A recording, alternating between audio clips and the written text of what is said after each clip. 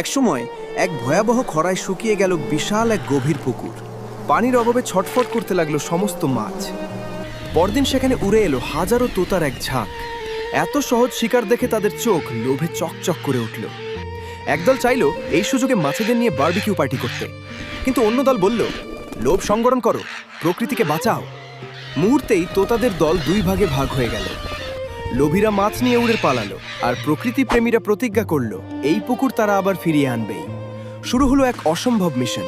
পায়ে ছোট বালতি বেঁধে বহু দূর থেকে ক্লান্তিহীনভাবে তারা পানি বয়ে আনতে লাগলো। অন্যদিকে লোভী তোতারা শুকনো জঙ্গলে বসে আয়েশ করে মাছ খেলো আর ওদের বোকা ভেবে হাসাহাসি করলো। কিন্তু পরিশ্রমীরা থামল না। ফোঁটা ফোঁটা পানিতে পানিতে ভিজল পুকুরের বুক। তারা নতুন করে গাছ লাগালো। কিছুদিন পর গরম আরো বাড়ল। লোভীদের জঙ্গল পুরোপুরি শুকিয়ে গেল। পানির অভাবে আজ তারাই ছটফট করতে লাগলো। আর ওদিকে পরিশ্রমীদের সেই পুকুর তখন সবুজে শ্যামলে ভরা এক স্বর্গরাজ্য। অবশেষে ভুল বুঝতে পেরে শীর্ণকায় লোভী তোতারা ফিরে এসে মাথা নত করে ক্ষমা চাইল। প্রকৃতি তো সবাইকে ক্ষমা করে দেয়, তাই সবাই মিলেমিশে সুখে থাকতে লাগলো। কিন্তু আমাদের এই বন্ধুটি কাঁদছে কেন জানেন? কারণ এত সুন্দর একটা গল্প দেখার পরেও আপনারা হয়তো এখনো চ্যানেলটি সাবস্ক্রাইব করেন।